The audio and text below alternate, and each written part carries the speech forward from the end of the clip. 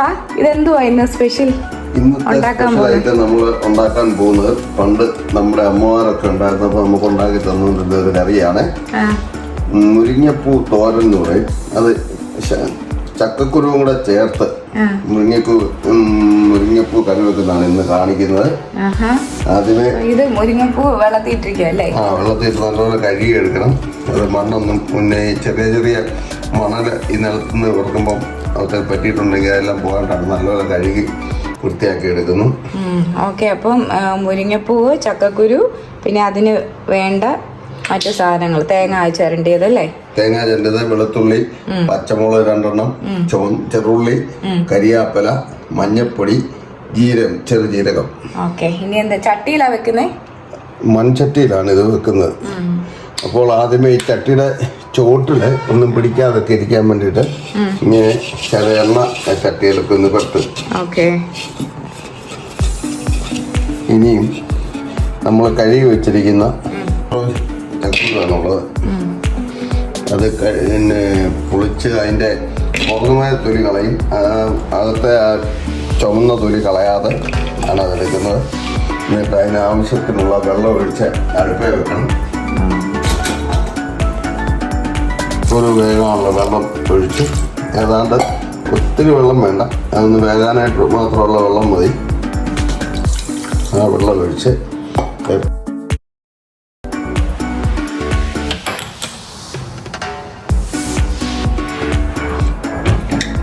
അപ്പോൾ ചക്കക്കുരു വെള്ളം മാത്രം മൺചട്ടിയിൽ അടുപ്പിൽ വെച്ചു.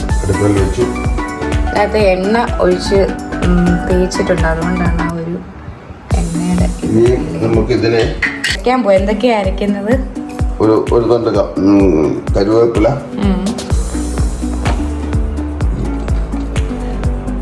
ഇത്രയും വെളുത്തുള്ളി, എത്ര? ഓക്കെ, 2 പച്ചമുളക്, കുറച്ച് ചെറുള്ളി,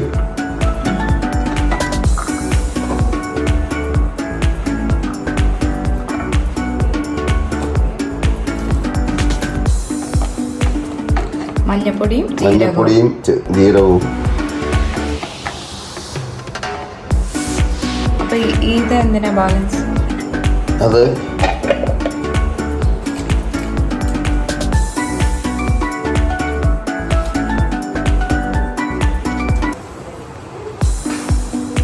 എന്താ ചെയ്യുന്നേ?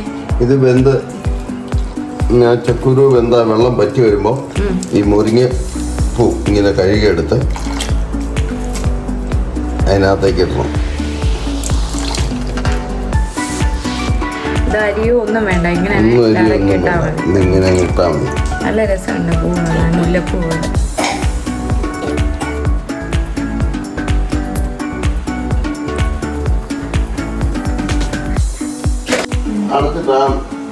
യോഗുട്ടനും വന്നിട്ടുണ്ട് ഇടയ്ക്ക് അപ്പച്ചനെ ഹെൽപ്പ് ചെയ്യാനായിട്ട്, കുക്കിങ്ങിന് വേണ്ടിയിട്ട്. മുരിങ്ങപ്പൂവാണ്, തേങ്ങയാണ്.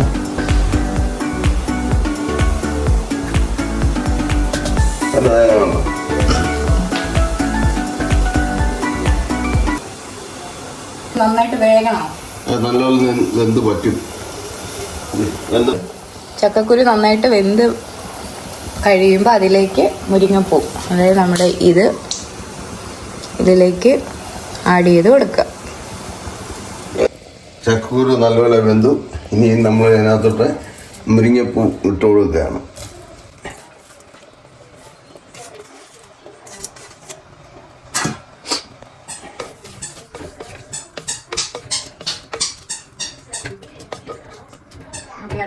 അടുത്തത് നമുക്ക് ഇതെല്ലാം കൂടെ അരച്ചെടുക്കണം. മുമ്പേ കാണിച്ച അതെല്ലാം കൂടെ അരച്ചെടുത്ത് അരപ്പിനകത്തേക്ക് ചേർക്കുക. അതുപോലെ മൂടി വെച്ച് ഇതെല്ലാം കൂടെ അരച്ചെടുക്കണം, ഒന്ന് ഒതുക്കി. ഓക്കെ, തേങ്ങയും കുഞ്ഞുള്ളിയും പച്ചമുളകും ജീരകവും മഞ്ഞപ്പൊടിയും കൂടെ അരച്ച് നമ്മൾ അരപ്പുണ്ടാക്കുന്നു അല്ലേ?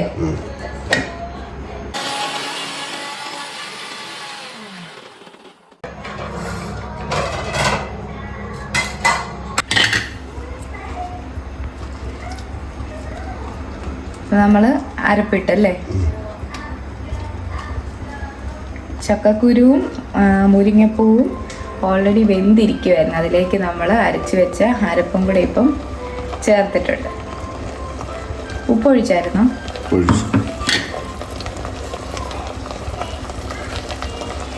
ഇനി ഇതെല്ലാം കൂടെ ഇളക്കി ചേർക്കും. അപ്പം പറ. എല്ലാം കൂടെ ഇളക്കി ചേർത്ത്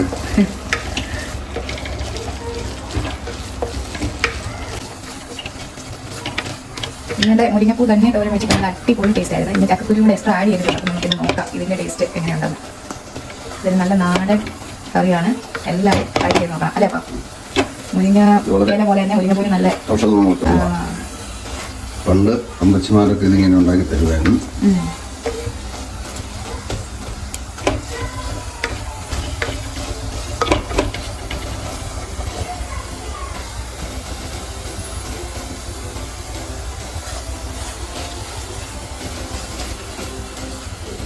ഉപ്പെല്ലാം കറക്റ്റാണോ?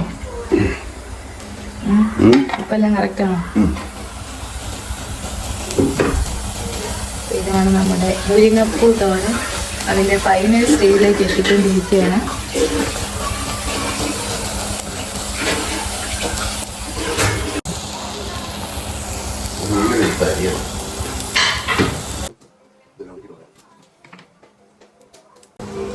ഇതെന്തിനാ അപ്പോൾ കുഞ്ഞുള്ളി അരിയുന്നേ? എണ്ണ ചേർക്കാൻ, കടുക് പൊട്ടിക്കുക. ഓക്കെ, അപ്പോൾ ഫൈനലിൽ നമ്മൾ എണ്ണയ്ക്കകത്ത് കടുക് പൊട്ടിച്ച് അതിൻ്റെ കൂടെ ഈ കുഞ്ഞുള്ളിയും കൂടെ ആഡ് ചെയ്തിട്ട് ചേർക്കും. അപ്പോൾ ഒന്നും കൂടെ നല്ല ടേസ്റ്റ് ആയിരിക്കും.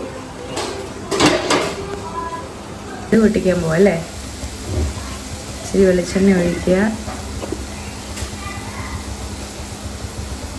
അതിലേക്ക് കടുക് ഇട്ടിട്ട്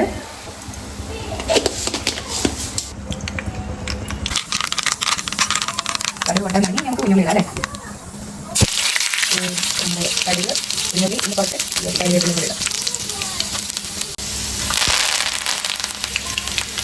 നല്ല നാടൻ ഫ്രഷ് കരിവേപ്പിലയുടെ ആ ഒരു സ്മെല്ല് ഫ്ലേവറൊക്കെ ആക്കി കൊടുക്കുക.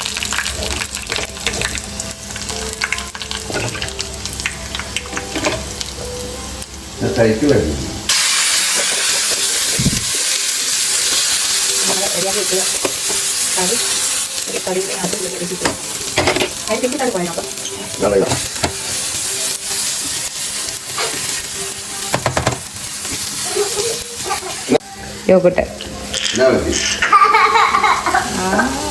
അവനെടുത്ത്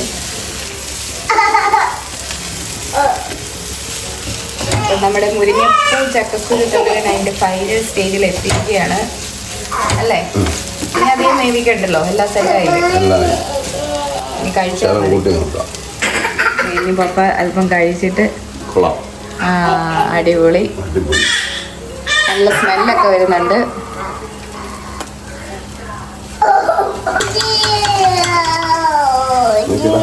കൈ കൊള്ളു.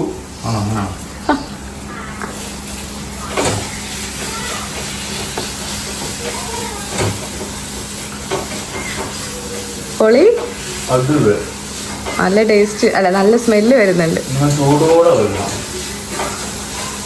അപ്പം നമ്മുടെ മുരിങ്ങപ്പൂ ചക്കക്കുരു തോരൻ ഇവിടെ സക്സസ് ആയിരിക്കുകയാണ്.